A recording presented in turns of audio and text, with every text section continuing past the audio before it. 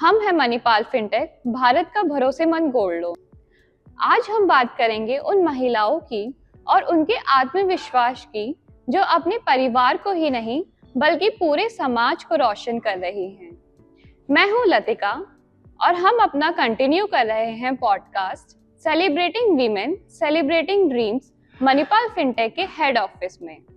आइए मिलते हैं हमारे अगले गेस्ट से। नमस्कार लतिका जी, मेरा नाम शिवी गौतम है। मैं मेरठ यूपी से हूँ और मैं गुड़गांव में पिछले 5 साल से कार्यरत हूँ। बहुत अच्छा शिवी जी, आपका स्वागत है हमारे पॉडकास्ट में। मैं आपसे पूछना चाहूंगी, हर महिला के लिए फाइनेंशियल इंडिपेंडेंस होना क्यों जरूरी है? महिलाओं के लिए फाइनेंशियल नॉलेज होना उतना ही जरूरी है जितना कि मछली का पानी में रहना। मैं अपना खर्चा खुद उठाती हूँ, मैं अपने मम्मी पापा का भी ख्याल रखती हूँ, लेकिन बड़े होने के बाद मुझे ये समझ आया कि सिर्फ सैलरी कमाना ही आर्थिक स्वतंत्रता नहीं है। आर्थिक स्वतंत्रता के लिए मुझे पैसे की समझ होना बहुत ज़रूरी है। उसी जानकारी के चलते मैंने इन्वेस्टमेंट करना सीखा और मुझे ये समझ आया कि जो मैंने कमाया है वो तो आज ही खर्च हो जाएगा, लेकिन मुझे अगर बचत करनी है और अपना फ्यूचर सेव करना है तो मुझे इन्वेस्टमेंट की नॉलेज ज़रूर होनी चाहिए। ये आपने तो बिल्कुल सही कहा कि हम देखते हैं कि लड़कियां ज़्यादा फाइनेंशियल चीज़ों में नहीं रहती हैं, वो इन सब पैसों के लेन देन से बहुत डरती हैं। पर आज हम देख रहे हैं कि महिलाएं आगे आ रही हैं, वो इस बारे में बात कर रही हैं और इवन दैट वो अपने फैसले खुद ले रही हैं। मैं आपसे पूछना चाहूँगी कि हमारे मार्केट में बहुत सारे फाइनेंशियल प्रोडक्ट्स हैं जो काफ़ी सारे पुरुष महिलाओं ने बनाए गए हैं, पर आपको क्या लगता है कुछ फाइनेंशियल प्रोडक्ट्स स्पेशली महिलाओं के लिए बनाने चाहिए? जी हाँ, बिल्कुल।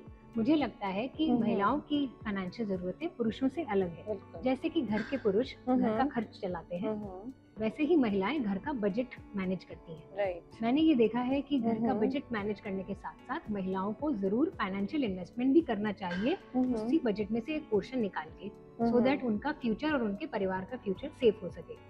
फॉर एग्जाम्पल, मैंने अपनी माँ को बचपन से देखा है कि वो हम दिए हुए घर के बजट को मैनेज करने के लिए उसमें से एक पोर्शन निकाल के सोने के गहने खरीदती थी, जो आज की तारीख में बहुत अच्छा इन्वेस्टमेंट बन के निकला है क्योंकि सोने का भाव इतना बढ़ गया है। सिमिलरली मैं ये मानती हूँ कि कि महिलाओं के लिए फाइनेंशियल प्रोडक्ट्स के ऐसे जरूर ऑप्शंस होने चाहिए जो उन्हीं को ध्यान में रखकर बनाए गए। बिल्कुल, आपने बहुत सही कहा कि कुछ ऐसे फाइनेंशियल प्रोडक्ट्स होने चाहिए जिससे महिलाएं आराम से और इजीली उसे यूज कर सके। जैसा कि आपने इन्वेस्टमेंट्स, ईएमआई, रीपेमेंट्स ऑप्शंस की बात करी है, ये शब्द और महिलाओं के लिए काफी अलग होते हैं और अभी भी महिलाएं इन शब्द को सुन के डर जाती हैं। ऐसा क्यों होता है? जी हाँ, मुझे लगता है कि इन टर्म्स को सुन के महिलाएं अनकंफर्टेबल जरूर होती हैं। उसका कारण ये है कि भले ही वो घर के बजट्स तो मैनेज करती हैं, लेकिन उनको फॉर्मल फाइनेंशियल एजुकेशन नहीं दी जाती। उन्हें इन्वेस्टमेंट करने से डर लगता है, क्रेडिट स्कोर उन्हें टेक्निकल लगता है और म्यूचुअल फंड्स रिस्की लगता है। असल में दिक्कत ज्ञान की कमी की है और जानकारी की कमी की है। इसीलिए मेरा ये मानना है कि अगर हम महिलाओं को एक सरल और सिंपल भाषा में ये समझाएं और इन प्रोडक्ट्स के बारे में बताएं, प्रैक्टिकल एग्जांपल्स दें, तो वो कॉन्फिडेंटली इन टर्म्स को और फाइनेंशियल प्रोडक्ट्स में इन्वेस्टमेंट को यूज कर पाएंगे। अगर आपको मौका मिले तो ऐसे कौन से नए फाइनेंशियल प्रोडक्ट्स हैं जो आप महिलाओं तक पहुंचाना चाहेंगे? जी जरूर, अगर मुझे मौका मिले तो मैं एक ऐसा फाइनेंशियल प्रोडक्ट डिजाइन करना चाहूंगी जिसमें 3 मेजर बातें हों। पहली, सेविंग्स एंड इंश्योरेंस, ताकि महिलाएं बचत के साथ साथ अपनी घर का खर्च भी चला सके। दूसरी, माइक्रो लोन सुविधा, ताकि महिलाएं अपना खुद का काम करने के लिए बिना कम से कम डॉक्यूमेंट्स जमा कराए एक छोटे अमाउंट का लोन ले सके। तीसरी, फाइनेंशियल गाइडेंस ऐप, ताकि महिलाओं को स्टेप बाय स्टेप गाइडेंस मिल सके कि उन्हें कहाँ इन्वेस्ट करना है और कितनी ईएमआई कैसे मैनेज करनी है। थैंक यू शिवी जी, आपने काफी मुश्किल बात आसान शब्दों में कह दी और शायद काफी महिलाओं को इसके बारे में भी पता चला होगा।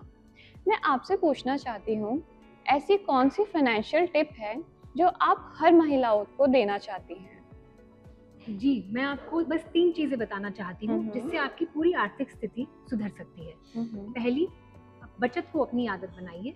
हर महीने कमाए हुए पैसे से या बजट में मिले हुए पैसे से कुछ हिस्सा जरूर बचाइए और उसे इन्वेस्ट करिए। दूसरी, छोटे छोटे इन्वेस्टमेंट कीजिए। सोना, रिकरिंग डिपॉजिट और म्यूचुअल फंड जैसे सिंपल इन्वेस्टमेंट्स कीजिए। और तीसरी, खुद को फाइनेंशियली एजुकेट कीजिए। डिजिटल एप्स का इस्तेमाल करिए और अपनी फाइनेंशियल नॉलेज को इंक्रीज करने की कोशिश कीजिए। आपने काफी सारी इम्पोर्टेंट चीजें हमें बताई हैं जो हर किसी को पता होना चाहिए। अब मैं आगे बढ़ती हूँ कुछ प्रश्न के साथ जिसमें आपको आंसर करने पड़ेंगे सिर्फ एक शब्द में। गोल्ड लोन या personal loan? Gold loan. EMI लंबी अवधि या छोटी अवधि? छोटी अवधि। रीपेमेंट इजी ऑप्शन या ट्रेडिशनल? Easy option. इन्वेस्टमेंट क्या है, सेफ या risky? Safe. Credit score important है या इग्नोर कर सकते हैं? इम्पोर्टेंट है, बहुत जरूरी है।